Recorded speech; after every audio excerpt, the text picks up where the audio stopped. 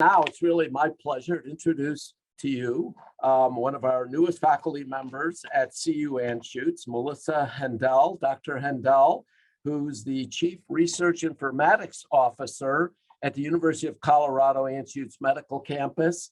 I should say that Melissa is the inaugural Chief Research Informatics Officer, a brand new position, and she can tell you more about that herself. So without further ado, I'm going to turn it over to Melissa, who's going to tell us about using big data to address the pandemic, the National COVID Cohort Collaborative, or N3C. So it's all yours if you want to go to screen show, Melissa.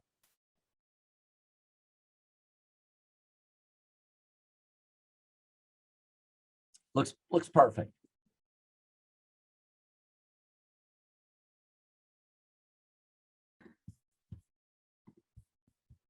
Try again. It was perfect. Except for I forgot to turn my mute button off. So okay. Let's try that. All right. Can you see my screen now? Wrong. Now we see it. Looks fine. Okay, perfect. All right, terrific. Well, thanks everybody.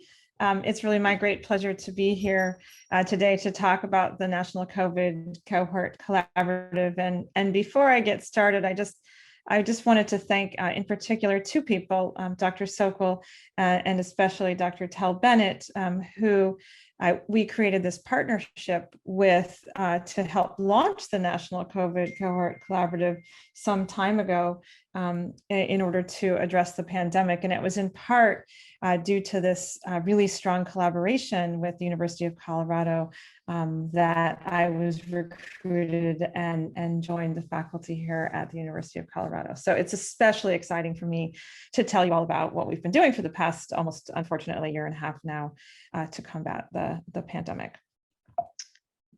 So informatics is one way that we can actually address some key questions around COVID-19. And in particular, we're interested in questions like, how do we personalize the treatment for addressing our recently diagnosed COVID-19 patients? What drugs exacerbate COVID outcomes? How do we distinguish between acute COVID versus MIS-C early in a course in pediatric patients? And how do we predict whether or not a course of COVID is going to be severe based upon early indicators? And finally, how do we predict or diagnose or treat what is now becoming quite a challenging situation with what we call long COVID or post-acute sequelae of COVID-19. And so the idea behind the National COVID Cohort Collaborative is that we need data. We need a lot of data to help reveal the secrets of this new disease. So how do we think about that? Well, as you may recall, last summer, a lot of people tried to perform observational research on electronic health record data, and it resulted in a number of different high-profile retractions, because as it turns out, it's really challenging to do reproducible, transparent analytics on electronic health record data. And so one of our goals in thinking about how could we as a CTSA community address the need to analyze a very large amount of electronic health record data, but to do so in such a way as to be reproducible, transparent, and deeply collaborative across our community. And so it's in the face of these types of earlier approaches that we really set out to help develop the National COVID Cohort Collaborative. So we have built at this time now a secure enclave we call the N3C Enclave, which is now the largest public HIPAA limited data set in US history. And by HIPAA limited here, I mean that the data contains geocodes as well as date stamps, as both are really important for pandemic analytics. And at this time, we have over 2 million patients who are positive, with actually over 6 million total patients, because we have controls in our system from 61 different clinical sites, with what results in 7.8 billion rows of electronic health record data. So this is an enormous amount of clinical data in one location. And it's really exciting to see the community of all different kinds of people from all different types of institutions at all different career stages, people who are basic researchers, informatics people, clinicians, all working together to really try to understand these data together. And so this just gives you a little bit of a taste for the kinds of data that we have from our public dashboard on comorbidities, drugs, and vaccines. So we have these kind of summary statistics that you can find on our website that you can navigate and kind of see what some of the trends are in the data set to date. Over there on the right, you can see the collection of common drugs that have been harmonized, and you can look at the coincidence of those prescriptions. And then on the lower right, the distribution of those sites from across the nation. We also have a strong partnership with OCHIN, which is a national network of safety net hospitals. And we've been also working with the IDEA CTRs as a partner to the CTSAs to help improve the representation in rural healthcare settings. And so these have been absolutely amazing partnerships. So while this was originally launched in the CTSA community, we have quite broadened our inclusion of additional sites and participants and contributors. So one of the most foundational things to actually make this happen was to overcome some of the significant regulatory and policy barriers. It's very hard to share clinical data at this kind of a scale. And it was really this unique partnership between the community, the institutions, and the NIH that allowed this to happen and the enclave to be created. And so I wanted to go over a little bit about this governance structure as we think about other kinds of partnerships, because we have probably more than any other innovation in the context of the N3C has been the governance innovation. And so up at the top, you can see institutions that are contributing data have an IRB and a data transfer agreement where they then send their original limited data set. So again, data sets that contain the geocodes and the date stamps, but remove other HIPAA identifiers. Those data are then shipped to the NIH, which also has an IRB overseeing the repository. Those data are harmonized, and I'll go over a little bit about the harmonization process on the next slide. But we then generate 3 separate different types of data sets that we provide access to the community in a really open manner, but one in which requires some hoops that one needs to jump through in order to get access. So we provide access to the harmonized limited data set that contains those 2 HIPAA identifiers. We have a de-identified data set that obfuscates the geocodes to 3 numerals, as well as date shifted date stamps. And then we have purely synthetic data that is generated from the limited data set. So there's 3 different tiers. Getting access to the limited data set on the right requires user-specific, project-specific, local institutional IRB oversight.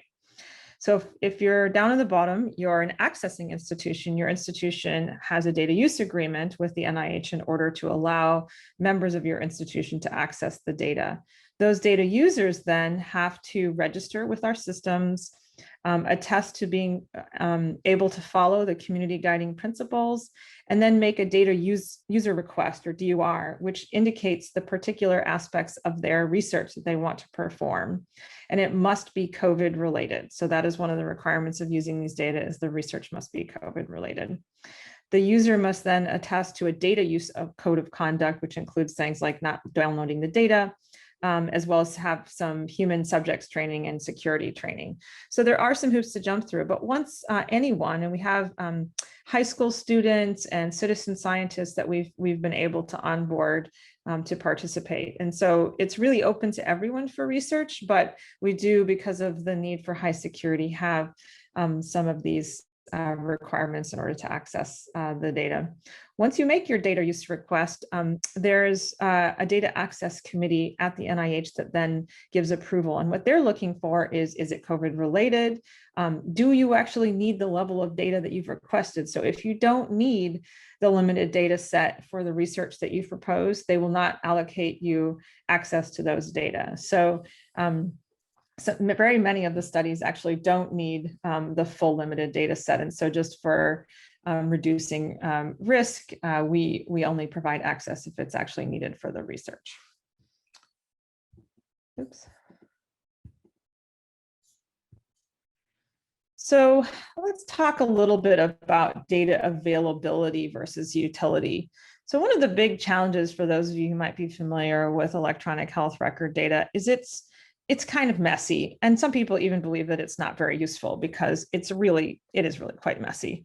And so one of the goals we have is just how do we sort of make sense and harmonize and organize the information so that it can be actually more useful. And it doesn't mean that there's still not some mess, but if we can actually categorize and organize some of those data, then we can actually derive the kinds of insights that we're looking for in the face of this new disease.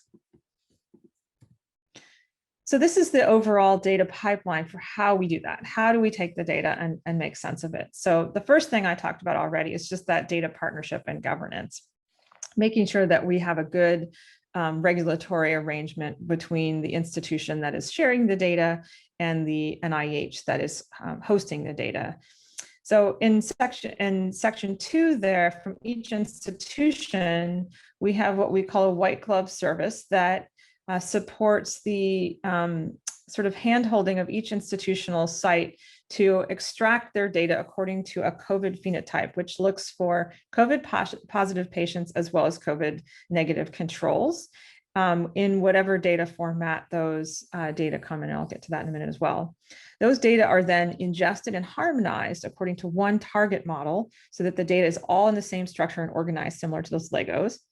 And then it's placed in that collaborative enclave where we can securely but effectively run different kinds of analytics in a collaborative fashion and also track full provenance and attribution so that everyone that contributes can get credit for their different types of contributions. And then, of course, the idea is to rapidly disseminate the results of those analytics. So excitingly, for those who are interested in data modeling, this is really a major outcome of this work is that the EHR data has been harmonized to 4 commonly used common data models from Odyssey, PCORNet, ACT, and Trinetics. And this has been one of the challenges in the clinical informatics community because there's a saying about using someone else's standard is akin to using somebody else's toothbrush. Well, nothing is more true than in the face of a common data model. Each group has their own favorite common data model, and to date, they have been somewhat challenging to take data in one model and transform it to the other. And so the pipeline that's been created for N3C has really worked very closely with all 4 of these communities to help make that possible. So the pipeline looks something like this. So we take the data from each of the common data models from the different sites. It comes into the NIH enclave where it's parsed and transformed into a target model, which is in this case OMOP. And then there's a variety of different transformations and primary keys and identifier checks and field mapping and value set mapping and all kind of out the other end. There's a variety of different kinds of quality controls checks, and then it's all merged into a released data set. And this process is taking thousands of hours of manual effort to create the overall process. But now that it's actually been sort of manually created and checked, we can actually scale it at a more production and automated fashion. And so it's allowed us to bring in new sites much more quickly than when we first started. So the goals and the technical requirements for doing this is that we needed to have complete transparency into the lineage and provenance of the transformation pipelines.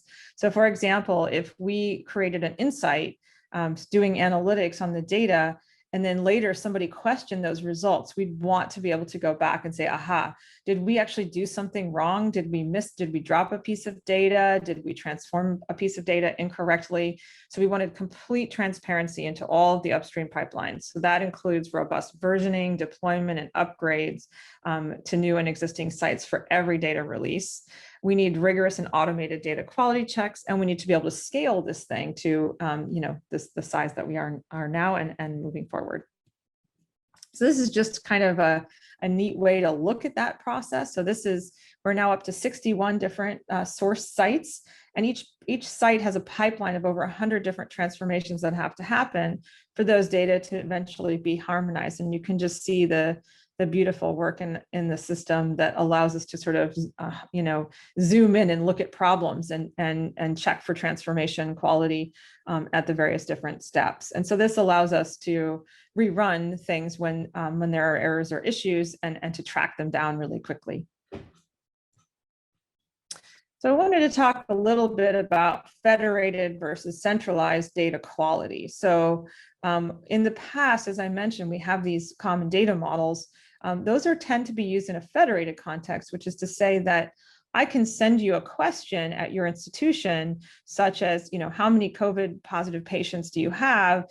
And then we can aggregate those results from different sites and get the results. That's a very different circumstance than the centralized context where I can ask questions directly against all sites' data that's combined. And this can result in the answers to the questions that I posed at the beginning, such as, what are the most important comorbidities, or what drugs exacerbate or otherwise ameliorate some of the symptoms of COVID. It's especially important in the context of data quality. And so that's what I wanted to focus on a little bit, is just to, for those who are interested in data science, the enhancements that we're able to make by having access to actual centralized data at this kind of scale for the first time is really, really exciting to our community. So it starts with the simple stuff. So that question, how many COVID patients do you have? It turns out that's even not so easy to answer. So this is a real example of two different patients from two different hospitals. And they both have COVID diagnoses, but a single query will not retrieve them because the patient in the blue has a diagnosis ID of 7298374, which is in a different coding system than the diagnosis code and a different field label than U07.1. Even the way in which the dates are represented is different. And so harmonizing these across different sites in order to perform distributed querying is hard enough. But it's much easier to examine these types of differences when you look at the data all centrally. We can actually very readily understand the relationship between the content that's in the top versus the content that's in the bottom. So this is especially important for unit harmonization and the being able to rescue data. And so this is work that's led by Richard Moffett. And what he has led is the ability to sort of look across the units for all different kinds of laboratories and other measures that we have in our clinical data. So everything from pH to BMI, respiratory rate, these all have different kinds of units associated with them. And when we look at the top on the left there, you can see that the units are kind of all over the place for different types of units. So for grams, for kilograms, milligrams, even from the same site, we see data that looks like it's both grams and pounds. And you can kind of tell the difference when you're looking at a baby's weight, whether it's grams or pounds. And so we have the ability to actually infer what the missing units are, or otherwise look at things that are not plausible and fix them. So if we can have ranges in an algorithm that then transform those units, we can actually rescue the data. And so if you look on the right, the light green is data that has units that are in normal ranges and expected in terms of units. Things that are in dark green or blue are things that we can actually convert or intuit based upon the type of measure that it is and any information that we have about the measure. And so the black is what we, or the gray is what we are still missing. And so if you think about basically starting with the light green, we're missing an enormous amount of data that is not useful unless we can infer it or intuit it based upon algorithmic or other attributes. And so we're really rescuing almost all of the data in this way. And so this is something that you can really only do at the scale that we have in a centralized context. Here's another example of this centralized. And again, this is just like you think that we all mean the same thing when we have these labels for things, but even something as simple as a visit is different in different sites. So here we have 3 different sites. These are actually real numbers, where one site had 43 qualifying inpatient visits, another had 27, and a third had 806. And for the size of the site, that didn't really make any sense at all. And when we look at the data, we can actually benchmark these data against each other. We see that sites number 1 and number 2 look pretty normal. There's start dates and end dates. But when we look at site number 3, we see that the start dates and end dates are all the same. And so they're recording visits differently at site number 3. They actually allow multiple visits that have the same start and end dates. And it's because they're potentially seeing different providers or having different evaluations performed. And so those are all being recorded as different visits. And so how would we deal with this? Well, we look to see if we can fix it. And then in this case, we can actually merge them into a single macro visit. So here we can say, okay, let's make that site number 3 a merger of those different quote visits that happened in site number 3 so that they look more like the canonical model that we see from the other sites, which have, do not record multiple visits with the same start and end date. And so again, this is another example of just having that centralized data quality process across a very large amount of data from very many sites allows us to sort of harmonize in ways that were never possible in that distributed context. So I wanted to switch now to some of the outcomes of those questions that I posed at the beginning. And again, just really grateful for my partnership with Dr. Tel Bennett, who really led this work on creating a first-day machine learning model to predict patient severity. This was really exciting work that originally started at the University of Colorado and here in Colorado to help early on in the pandemic.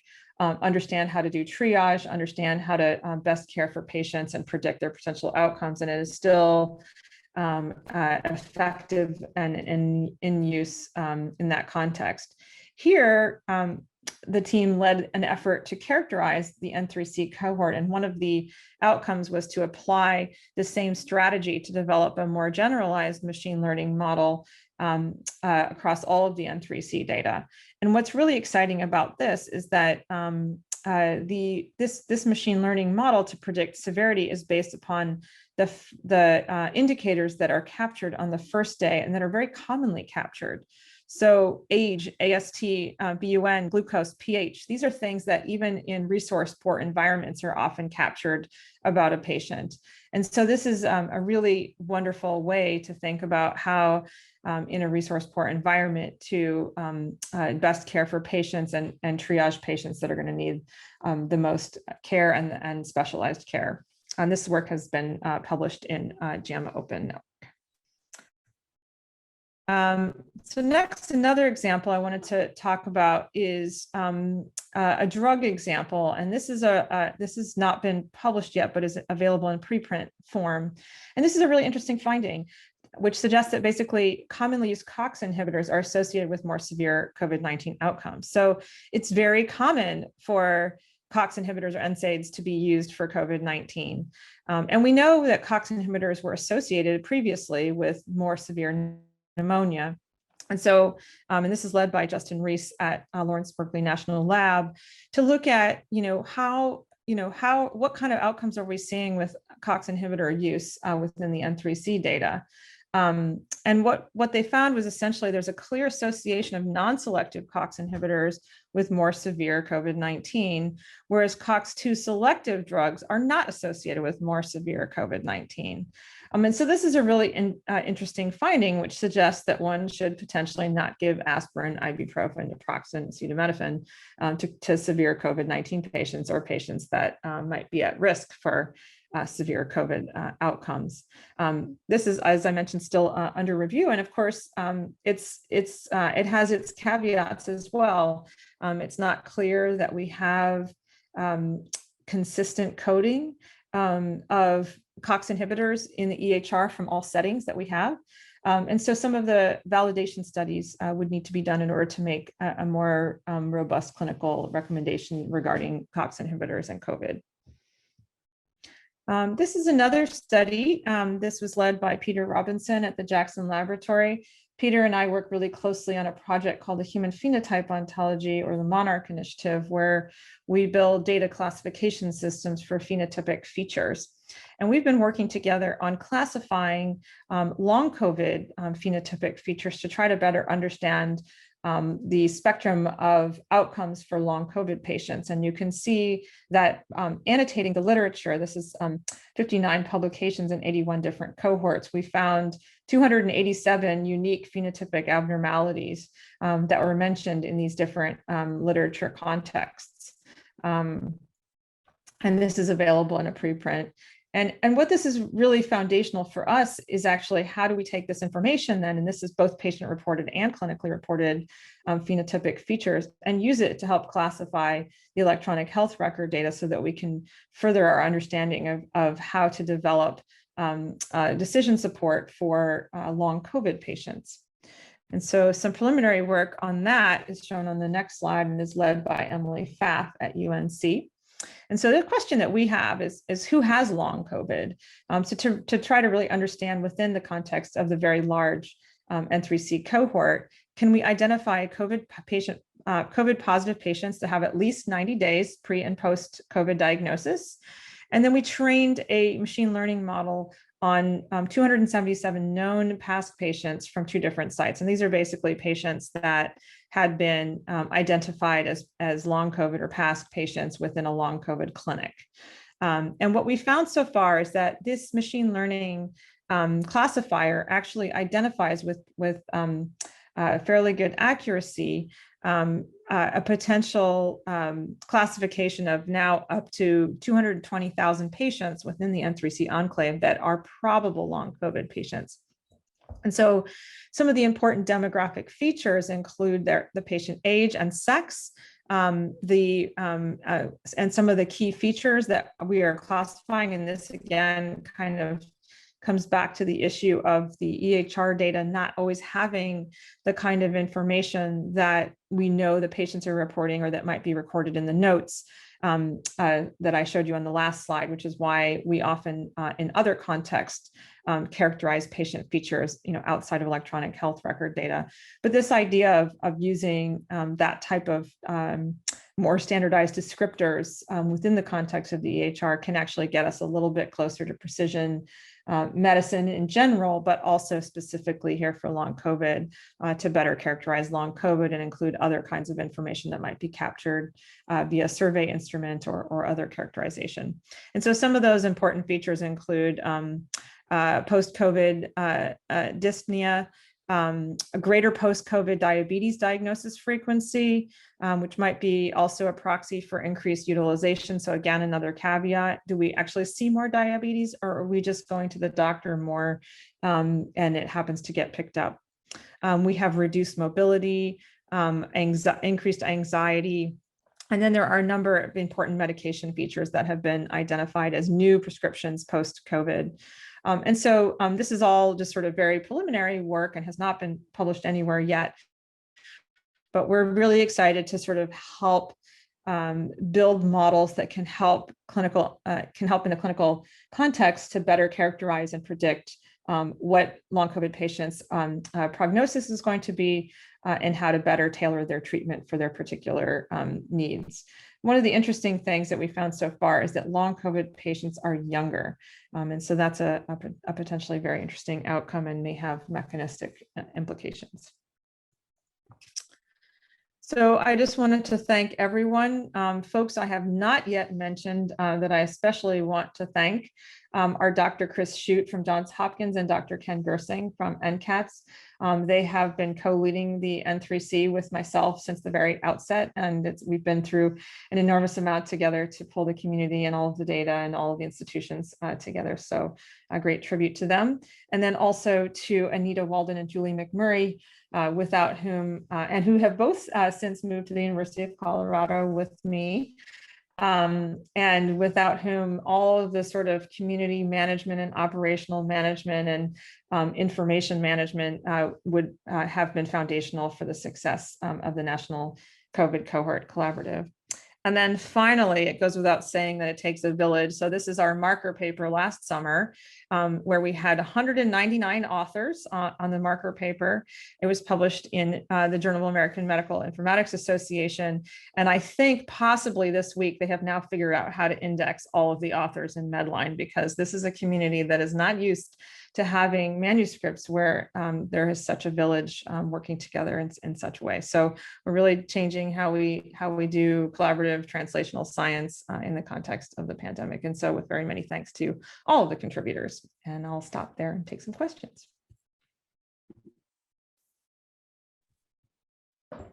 Well, thank you very much, Melissa. That was really terrific. There is a question, and I hope I am reading this correctly. I don't know if you can see the Q&A, Melissa. Can you see it directly? I see it. Maybe I won't try to read it, and you can read it and tell me how you interpret the answer. Is data such as that provided by the COVID tracking project available anywhere else? Updating a video. Yeah, I'm not, I think that, one of the, maybe what I can do is speak instead, and David, please reach out and we can talk further about this. But, one of the things that we have been working on is, so because the N3C data is sensitive clinical data, it cannot leave the enclave. And so one of our challenges is, how do we take data like the data that's in the COVID tracking project and bring it into the enclave so that you can co-analyze it? And then also, how do we take data out of the enclave in summary form, such that people can see kind of summary level statistics, so that it too can be pushed to places like the COVID tracking project. And I think this is really an area of kind of exploration. It's actually challenging to bring data in, because every time we bring data in, we increase the risk of re-identification. And so there's a very thoughtful process in terms of reviewing all data that might be brought in to the enclave. And then similarly, when we push data out, we have to make sure that it meets the download requirements for being summary level statistics. So it's a little trickier than it sounds to just do that in a reciprocal way, but it is something that we've been working really hard on. Melissa, could you tell us what the COVID tracking project is for those of us who may not be familiar with it? Well, it's essentially, has a lot of different types of federal and state data available. And it's sort of like, there's actually quite a few different COVID data tracking projects, and this is just one of them. And so essentially it's trying to sort of collate many of the available data so that you can perform downstream analytics on those data. It also sort of has efforts to try to convince different kinds of organizations to share their data and why the data is needed.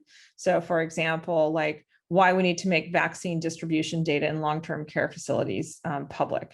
And so it's really sort of a public effort to try to convince different organizations to share data and to learn from those insights and to work together. So it's a truly wonderful effort. And I wish that we could be more interactive in that context, but most of those data are not sensitive clinical data.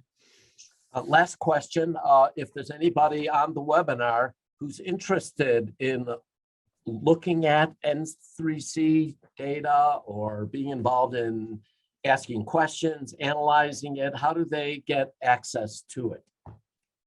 That is a great question. And I will put the link to our website there in the chat. If you go to covid.cd2h.org, you'll find all the information there to onboard. Once you've gone there and registered, you'll have access to a variety of tutorials and trainings and documentation. And then we can also assist if your institution does not yet have a data use agreement. There's information there about how to help your institution sign the data use agreement and then get you access to the data. We also, one thing I didn't really spend much time on here is the domain teams and how we actually support collaborative science. So as I mentioned, one of the greatest joys has been watching, clinicians and data scientists and epidemiologists all work together. And what we've done is create what we call domain teams that are thematic. So we have one on acute kidney injury, we have another one on immunosuppression, another one on diabetes.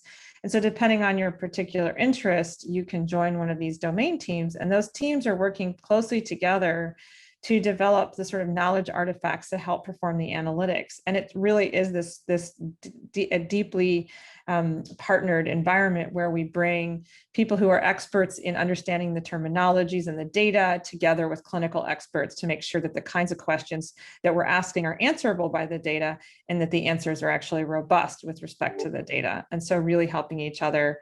There's a lot of wonderful data scientists that are ready to help clinicians ask their questions and vice versa. And so it's really a great way to get involved if you're interested. So I'd urge you to join one of those teams. All right.